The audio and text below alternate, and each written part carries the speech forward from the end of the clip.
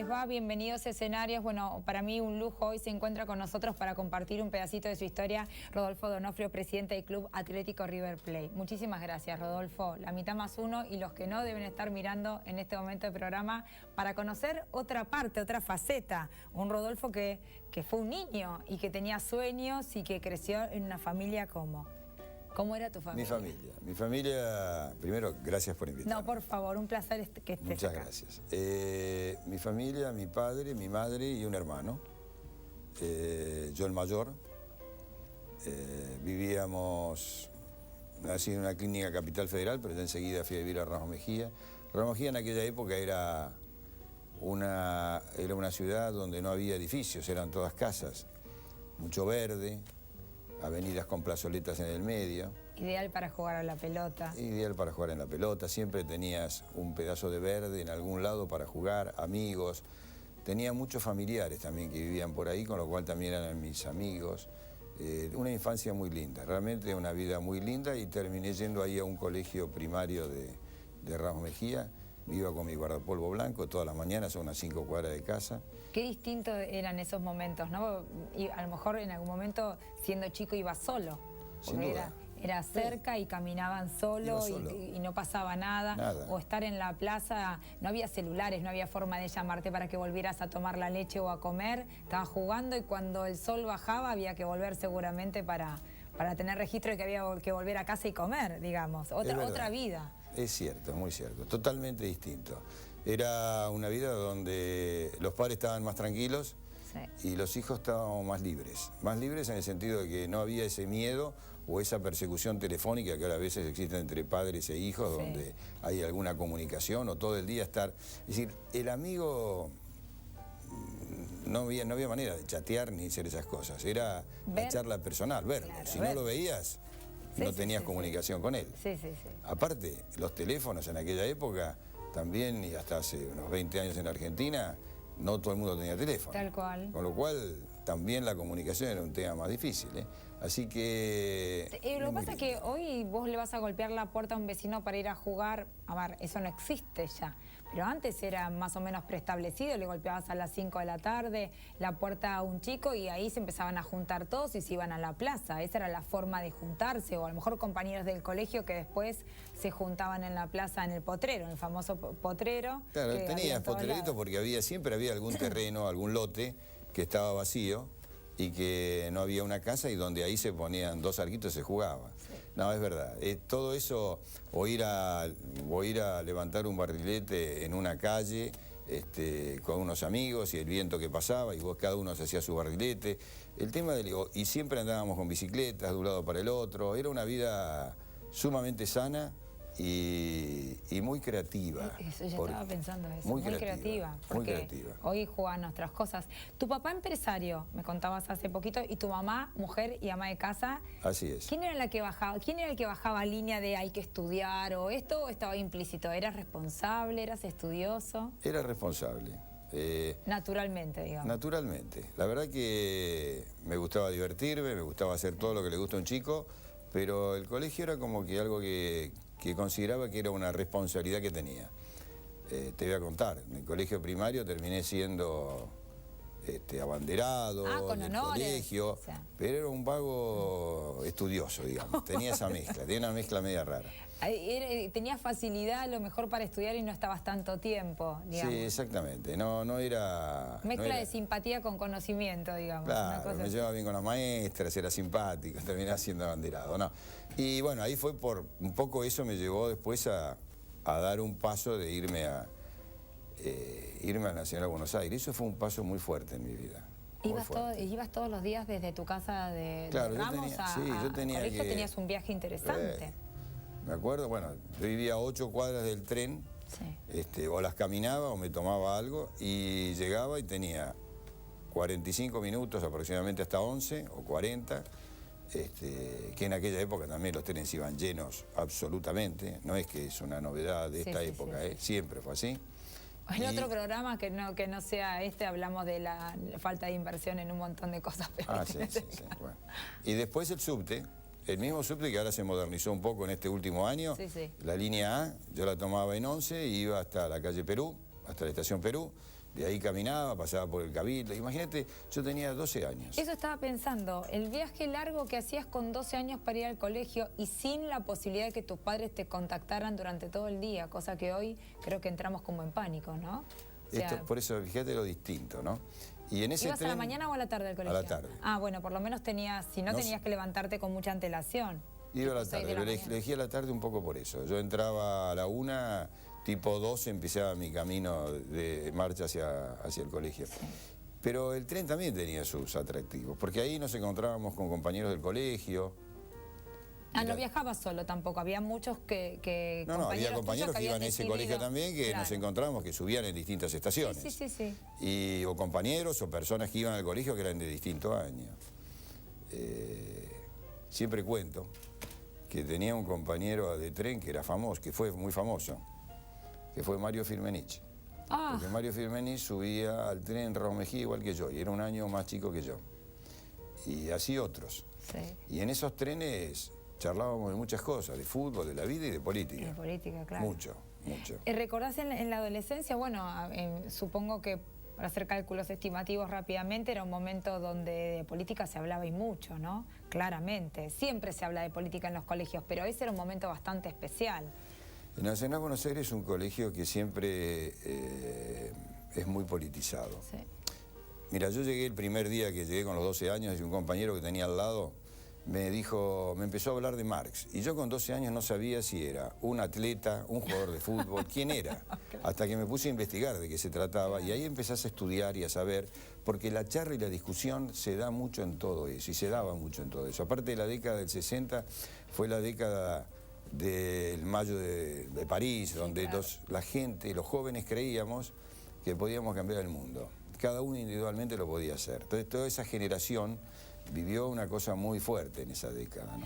Yo no creo que esté mal, digo, que en el fondo uno crea que uno puede aportar algo, pues si todos pensáramos lo mismo, a lo mejor en algún punto haríamos un cambio sustancial. O sea, yo creo que fue fantástico en ese punto, esa época, porque, bueno, de hecho llegaste hasta donde llegaste, ¿no? Y cuántos más a lo mejor lograron objetivos, cada uno pensando en distintas cosas o distintas formas de ver el país, el futuro y lo que fuere. Pero fue una época, una muy linda época.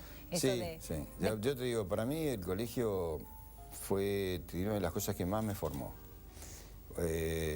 Duro. Había que estudiar mucho. Sí. En general casi todos los que íbamos habíamos sido abanderados o cosa parecida, porque para ingresar ya era un examen que era un filtro muy grande. Sí. Y después tenías que tener una exigencia, de las 5 o 6 divisiones que entrábamos por año terminaban 3 o 4 cuando llegábamos al fin del 6º año, porque teníamos 6 años.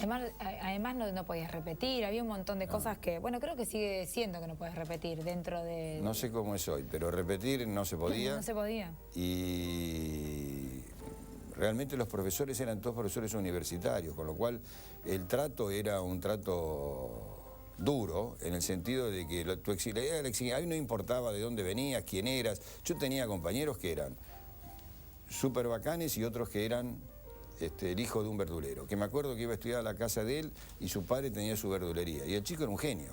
Después también hizo su carrera brillante y todo lo demás. Es decir, ahí no importaba... Había mucha mezcla de clases sociales y eso... Clase social y religión. Sí. Yo tenía compañeros católicos, compañeros judíos, compañeros musulmanes, hasta un sintoísta porque tenía un japonés. Así que había todas las culturas, con lo cual te daba un aprendizaje enorme para la vida. Sí, era formador en todas las áreas. El colegio en ese momento era... Bueno, los colegios son formadores en todas las áreas, pero bueno, en ese momento el Nacional Buenos Aires era el colegio, como el Carlos Pellegrini o como el ILS, eran los 3 elegidos. Yo sé que lo que acabo de decir no es, pero porque el Gran Buenos Aires me dicen el Carlos Pellegrini, pero siempre como con estas picas que había, creo que desde antaño. ¿Sabes por qué me sonreí? Porque generalmente cuando le preguntás a un egresado de Buenos Aires te va a decir el colegio. Te va a decir, cuando va a hablar te va a decir, sí, porque el colegio, como si fuera el único. El único, está bien. Pero es una cosa que llevamos adentro y sin querer, es decir, porque entre nosotros es el colegio y para la gente, otra gente te debe estar mirando como diciendo de qué está hablando este hombre, ¿no? Bueno, pero ahora ya sabemos que el colegio es el Gran Buenos Aires. A ver, de chico, ¿con qué soñabas? Porque estudiaste economía, pero este espacio lúdico, ¿no? Bueno, tu papá me contabas que además de ser empresario, tuvo como una participación indirecta o directa en la AFA, pero no como presidente de ningún club. Tenías por parte de tu madre tu abuelo materno, creo, que fue también líder en Vélez, o sea... En Ferro, presidente de Ferro. Perdón, en Ferro. Entonces, eso como que estaba en el aire, pero vos ¿no soñabas con llegar a ser presidente de River? ¿Soñabas con ser jugador de fútbol, astronauta, bombero, no sé, con qué soñabas? Mira, todos los chicos tenemos nuestros sueños, ¿no? Y sin duda, el hecho de poder ser jugador de fútbol o de ser un gran deportista. A mí me gustaba jugar al fútbol, me gustaba jugar al rugby, también jugaba al tenis. Sí, eso me sorprendió porque hacías un montón de deportes. No es que eras fana de la pelota y que soñabas con brillar o con ser número uno. Porque en esa época los jugadores de fútbol no ganaban tanta plata como ahora. Sí, la pegaban, digamos. Era, digamos... Yo no creo se manejaban las cifras que se manejan hoy en el deporte, ni que hablar Europa, digamos, como muy lejano También todo. pongamos las cosas en su lugar. Tampoco era tan fenómeno como para pensar que algún día podía hacerme una posición económica como jugador de fútbol. No. Me gustaba jugar, lo jugaba, lo practicaba con amigos, jugué en campeonatos universitarios, hice de todo con el fútbol. Pero esa pasión que me producía el fútbol era, bueno, cuando era chiquito... Siempre uno sueña con poder llegar a ser jugador, ocupar el lugar del partido que iba a ver con mi padre, que veía un jugador de River, cómo me gustaría tener esa camiseta puesta. Y te voy a contar algo hoy que soy presidente. Siempre les digo a los jugadores, a los exjugadores y a los que salen a jugar. El otro día se jugaba Boca y River, en la cancha de Boca. Y charlaba con los jugadores y les decía, la verdad los envidio. Porque yo tengo el honor de ser presidente, pero me hubiera encantado alguna vez haber puesto esa camiseta y entrar a una cancha como la de Boca y ir a jugar el partido. Es algo que es un privilegio que ustedes tienen y algo que es maravilloso, que con el tiempo se van a dar cuenta de lo que significa haberse puesto esta camiseta. Se fueron re tranquilos a jugar, digamos, se fueron súper relajados. Mira, yo te voy a decir que lo que hicimos cosas muy interesantes ese día, porque ese día, cuando fuimos a la cancha de Boca, hicimos todo un armado, le preparamos el vestuario todo acondicionado como si fuera un vestuario de River. Cuando ellos llegaron se encontraron que había banderas de River, escudos de River, cada uno tenía una foto de ellos con la vestimenta de River donde se cambiaban. Todo fue preparado por un grupo y equipo de jóvenes que tenemos excelentes, de los cuales está, muchos de esos lo conduce Matías Patanián, que es un amigo y que está de vicepresidente segundo de River. Y también se hizo un video. Muy coaching, ¿eh? Esas ideas a lo mejor se las tiré yo, Matías. Muy coaching, muy del coach y esto de un video motivador previo al Es probable que se la hayas tirado, bueno, me cabe duda. Uno también la lleva adentro. En el caso mío, yo siempre creí en eso y como me gusta el deporte, es muy de... Yo he hecho muchas cosas que he traído de otros deportes. Sí. Y bueno, el video fue espectacular. Se lo mostramos un minuto antes de salir a jugar a los muchachos y te puedo asegurar que no por eso ganaron, pero un 1% en lo que hace al marco de lo que a ellos les tocaba hacer era enfrentar... El video consistía en algo muy simple, que era que 11 jugadores iban a tener que enfrentar a una multitud de hinchas de Boca, que estaban todos en contra de ellos, con lo cual era todo un desafío y bueno, el video, no voy a contar todo cómo es porque lo pueden ver, pero creo que incidió y mucho. Pero el comentario a ellos como presidente fue ese: tienen un honor absoluto, un orgullo enorme de poder hacer esto. Me encantaría entrar a esa cancha a jugar ese partido, porque aparte también tiene que ver con los nervios. Ellos jugando se sacan los nervios, vos mirando, sos un espectador. Sí, la impotencia de la falta de control, porque no estás ahí. Vamos a hacer un corte y cuando volvamos vamos a retroceder un poquito en tu historia y me vas a contar cómo te recibiste economista, lo conoces al padre Mujica en el secundario y llegaste hasta acá. Bárbaro. No se vaya, que hay más escenarios.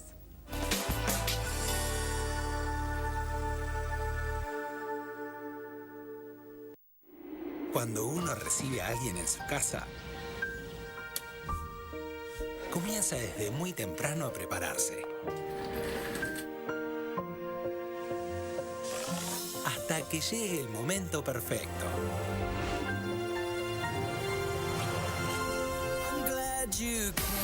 Qué bueno que viniste.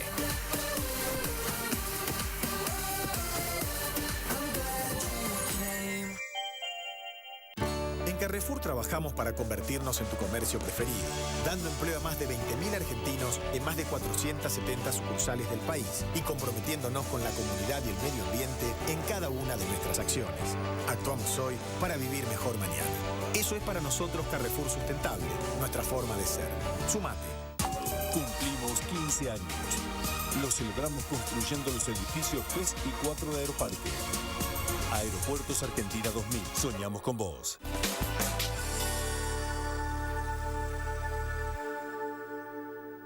Yo siempre digo que suele pasar que los cortes también son tan enriquecedores como el programa, porque me contabas de que tenés 3 hijos y que tenés 4 nietos y que hay una hija casada con un italiano y vive en Italia, pero yo quería ir un poquito antes. Tu mamá Chichi era la mamá que preparaba la comida, los esperaba, los mandaba con supuestamente y seguramente con ese guardapolvo cuando eras chico impecable y con el uniforme después. Es cierto. Mira, mi madre realmente de nosotros nos protegió, se ocupó, como todas las madres. Sí, sí, sí. Y uno tiene ese recuerdo, vive, ya grande, con 89 años, una mujer excelente, que también tuvo una vida intensa, hizo muchas cosas y perdió a su marido muy joven, porque mi padre murió cuando tenía 54 años. Y bueno, era tanto el amor que no pudo reconstruir su vida, qué sé yo, no pudo conseguir otro hombre. Los tenía ustedes, a vos y a Daniel, suficiente. Sí, sí, seguramente. Era otra época también, se abocó a sus hijos y le dio para adelante. Era otra época, es verdad, otra época. Por ahí éramos muy celosos y le complicamos la vida. Nunca lo sabremos, no lo va a confesar tampoco. No me lo va a contar nunca. Si hubo algo cerca, ustedes habrán hecho así como espanta candidato. Claro, exactamente. Bueno, elegís economía. Sí. Y cómo, a ver, ¿cuáles fueron tus primeros pasos dentro de tu carrera profesional? Mira, yo elegí economía, terminé el colegio, me entré en economía y uno cuando se recibe, y en todas las épocas pasa eso, ¿y ahora qué hacemos?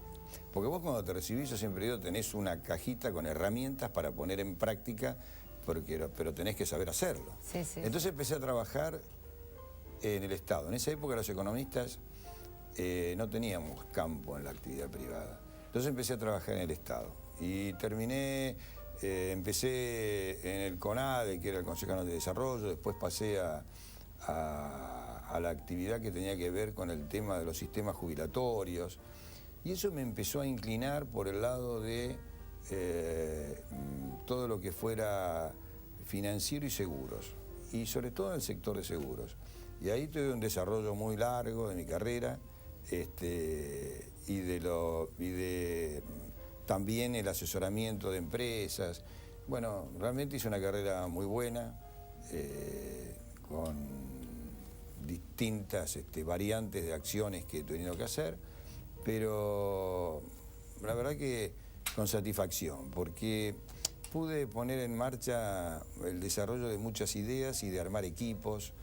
Yo siempre creí en los equipos de gente, en que había que trabajar muy unido, en que había que capacitar a la gente, en que la gente tenía que formarse, ¿no? Bueno, lo hice conmigo y lo hice con el resto después cuando me tocó estar al frente de distintas actividades. En un momento, fuera de cámara, me decías, lo que pasa es que yo tuve como 2 referentes, mi padre y el padre Mujica, que me enseñaron el compromiso. Compromiso de hacer las cosas y comprometerte con algo que vale. Y así llegas a River, digamos, ¿no? Es verdad.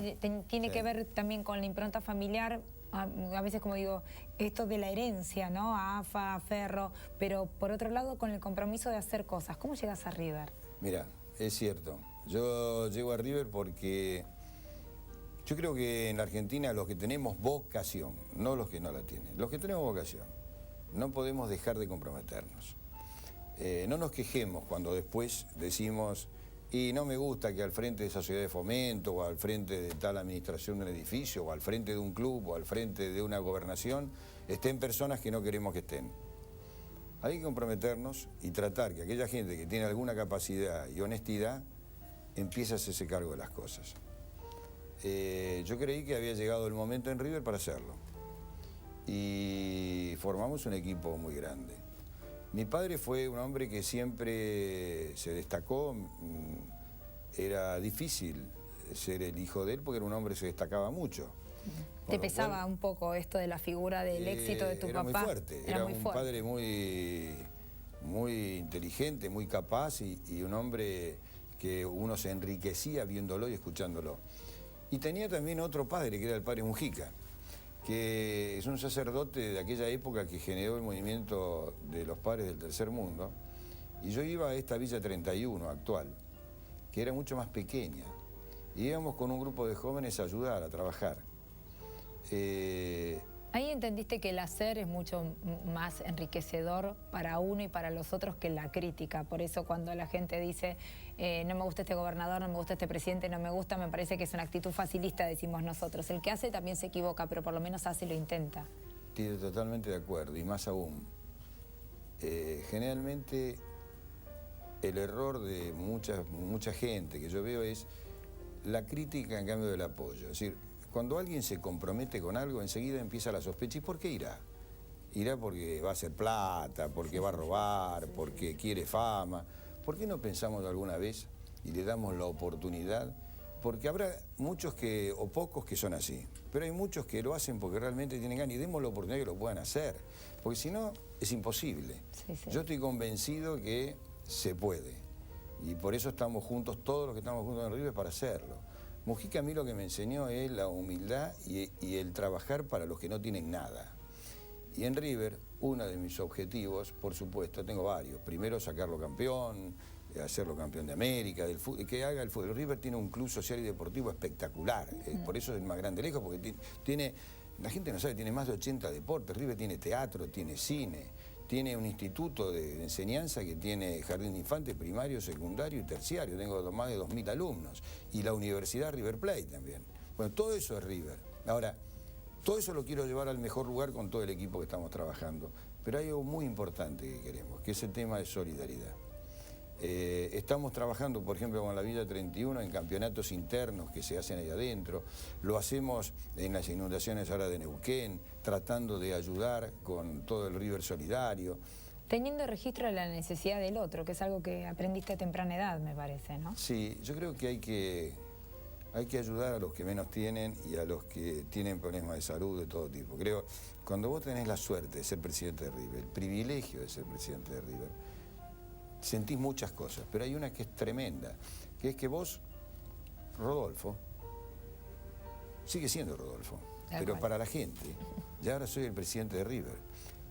En esa villa, cuando yo voy, me encuentro que los chicos, más de 300, vienen, se acercan y simplemente con charlar conmigo. Vos sos de caminar el afuera, ¿no? Salís, no estás atrás del escritorio, no tenés la personalidad, sí, estás lo que tenés que estar. Pero después salgo. Y voy, y vos de golpe le estás dando alegría a la gente simplemente porque vos charlas con ellos, porque le firmás una camiseta, sacás una foto. En Mendoza fuimos a los hospitales, fuimos a un hospital donde era el departamento, un sector de los chicos que tienen problemas oncológicos. ¿Sabes qué duro? Esos padres con esos chicos con los problemas de enfermedades terminales y que vos entrás ahí y por el ser presidente de River, ya el Rodolfo que es presidente de River, les da una alegría a los padres, le llevas un regalito a los chicos y los chicos son felices y vos le podés dar eso. Ese es el privilegio de ser presidente de River. Desde el lugar donde estás parado, que hablas desde una humildad muy grande y siempre recordar que sos ese Rodolfo a secas, que es lo más, a lo mejor, como digo yo, lo más importante que tenemos, que es el buen nombre, el nombre propio, ¿no? Sin duda. Me da la sensación que por momentos sí dimensionás lo que haces y por momentos no, porque es tu naturaleza. O sea, vos mismo te sorprendes de lo que uno puede hacer con... A lo mejor, no digo que sea fácil, pero con pequeños actos, ¿no? Esto de poder acompañar a uno en un mal momento o poder darle una herramienta para que salga a trabajar o poder darle la satisfacción de ese gol que están esperando ese domingo a la tarde o lo que fuere. Me da la sensación que por momentos sí dimensionás que sos el presidente de River y por momentos no, que sos el Rodolfo que sigue yendo a la villa con el padre Mujica con 16 años. Y me parece que ese debe ser tu gran valor agregado. Es verdad, es muy cierto, pero lo importante es que ese Rodolfo que es presidente de River tiene la oportunidad de promover y de hacer muchas cosas para el resto de la gente que te lo da el privilegio de ser el presidente de River. Entonces, Sirve para... No te quepa duda. Claro. Y eso hay que hacerlo. Y le dedico mucho tiempo. Porque yo creo en eso. Creo en que hay que acercar una mano, hay que ayudar. Y sobre todo al que más complicado está. Es la forma de construir. Habías dicho hace un ratito que vos sos un convencido de que se puede. Si vos tuvieras que describirte a vos mismo y decir cuál es tu mayor virtud o qué te trajo hasta acá, porque en el camino de la vida, cuando uno mira para atrás, te habrás detenido en más de una oportunidad para decir wow, o me equivoqué en esto, o me fue bien en lo otro, qué bueno lo que estamos haciendo. Y hablas mucho del espíritu de grupo, ¿no? De que no sos solo, sos vos y tu equipo, y los distintos equipos que te hayan acompañado a lo largo de tu vida. ¿Qué sentís que te trajo hasta acá, que fue tu mayor virtud? ¿Tu perseverancia, tu pasión, tu orden, tu...? Mira, muchas cosas. Primero, mucho amor. Yo tengo una familia muy linda, en la cual me acompañó siempre, porque en la vida tenemos momentos buenos y malos. Sí, como todo. Entonces, esa compañía la tuve siempre. En lo personal, tengo una gran actitud por el esfuerzo, por formar equipos, por trabajar en equipo, por delegar, por dejar que cada uno desarrolle las cosas y controlar en función de llegar a los objetivos. Y con mucho esfuerzo y con muchas ganas. Y soy totalmente optimista. No emprendo nada sin pensar que se va a poder llegar al objetivo. Sí, tenés el 50% del terreno ganado. Si estás pensando que no, ¿para qué arrancar? Sin duda, yo creo que debe ser algo que le pasa a todos, pero en lo personal siento eso. Siento que hay que tener una actitud positiva en ir a buscar el resultado de lo que uno quiere. Es decir, cuando voy a ver arriba, los periodistas me preguntan, bueno, Donofrio, ¿qué va a pasar hoy? Y si pienso que no vamos a ganar, no vengo. Vengo a ganar. Claro, además que esperas que te conteste. Un placer, Rodolfo, haberte tenido en escenarios. El tiempo es muy cortito, pero la verdad un placer haber compartido un pedacito de tu historia. Yo digo que a través de las historias de ustedes, las personas piensan que se puede. Sí, pudiste vos, el resto también, y uno aprende de todos, ¿no? De cuáles fueron tus herramientas y cómo llegaste hasta acá, y todo lo que pensás hacer en River, seguramente, y lo que pensás hacer en tu vida. Un placer haberte tenido en escenarios. Muchas gracias por venir. No, muchas gracias a vos. Usted ya sabe, la cita es aquí todos los martes a las 18 horas. Como le digo siempre, muchísimas gracias por estar del otro lado.